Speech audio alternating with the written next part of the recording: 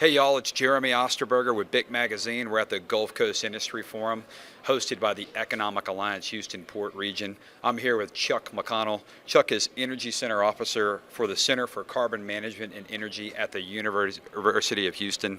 Chuck, how we doing? I'm doing great. This is a great event. First time I've ever been.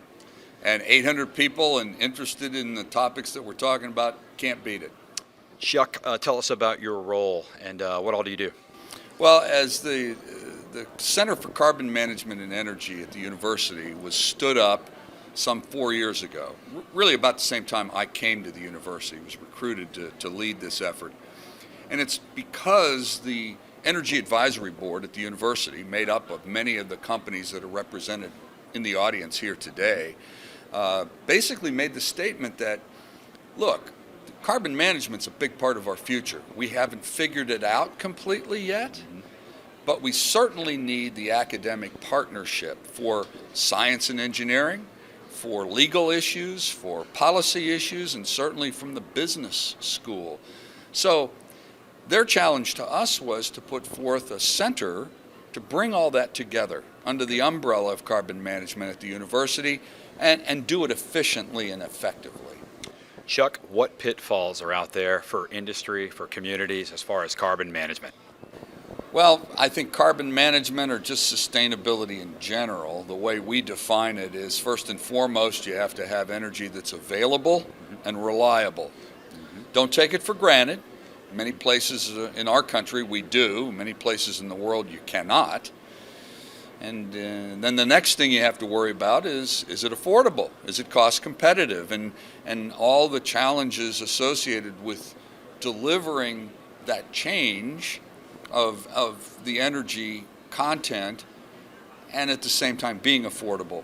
And if you can meet those two tests first, then you're responsible for the environment. And carbon management certainly falling into that, as well as land management and community involvement, et cetera, et cetera. But at the end of the day, the challenge is to bring this to bear. More energy, less carbon, in a world that's growing, both in population and energy intensity, and to do it efficiently. And that's really the whole crux of the matter for us. And the pitfalls that come from that are trying to put your finger on one of those three as the preferred or the only thing you're thinking about. And that is a trap that we avoid and run from quickly, because we recognize sustainability requires all three. So, Chuck, where should we focus investment in relationship to sustainability and carbon management? It's about emissions reduction. That's the ball, and that's where our eye needs to be, on the ball. Now, there are a lot of things and widgets and technologies and this and that and the other thing that we hear about in the marketplace all the time. And that's all good. That's all part of the evolution. But at the end of the day, we have to be sure that what we're doing is lowering emissions. And we're doing it efficiently and effectively so that we can continue to provide that energy reliably and do it in a cost-effective manner. And so there are places in the world, in the developed world actually, where we can see cautionary tales in that very area. The amount of wind capacity in Germany, as a great example of that, has increased the cost of electricity to Germans by a factor of 2 over the last 10 years. It's the inefficient deployment of capital in the pursuit of something that they believe was going to change the game, and in fact has created an enormous strain on the economy. And that's the kind of thing we don't want to do here. We don't want to just rinse and repeat from somewhere else around the world. We want to be leaders, and that's a big part of what our center is committed to. So Chuck, part of your presentation on the panel was about carbon capture, utilization, and sequestration. Tell me about why the Gulf Coast is actually a wonderful place to invest in that technology. Well, and to take a start at that, the National Petroleum Council study came out two and a half years ago.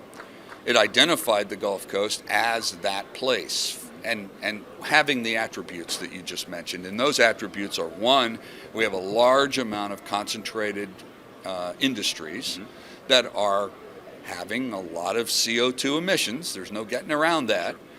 But they're nearby, and they can get aggregated and then placed into transportation networks, pipelines, et cetera, that we're quite good at down here in terms of having accessibility, having the ability to move that effort forward, and then getting that CO2 captured, transported, and put into proximal geology that we have that is unprecedented globally.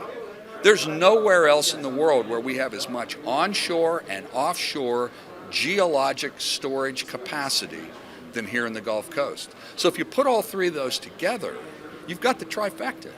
And that's what we're looking for, is to advance those advantages and make the impact that we know we need to make.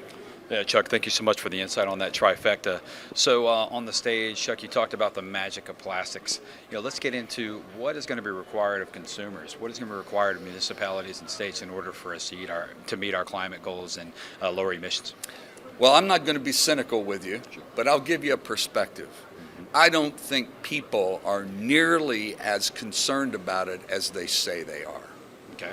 They want to get patted on the back for doing the least that they possibly can. And they've been spoiled by this industry for the magic that this industry has brought to their lives in terms of food preservation, medical supplies, building materials. This industry has done magical things for people without very little effort on the part of people. So now we expect people to make large changes in their lives? Nah, that's not going to happen. I think people are going to understand and appreciate what's necessary, but they will very much look to industry to make the magic happen. And they'll be delighted when it does, and guess what else? They don't want to pay a nickel more. And when that magic is transformed, people will celebrate it and they'll be delighted about it. But I think we need to be careful about how much we think consumer activity will change the game. I don't think that's going to be the big part of it.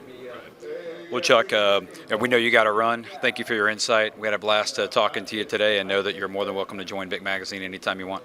Well, I'd appreciate that. The topics like this can go on, and certainly don't want to do that here. But I will tell you, this event is fantastic.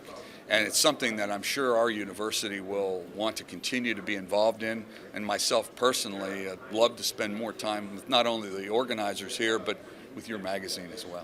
Chuck, you're the best. Thank you for your time. Thank you.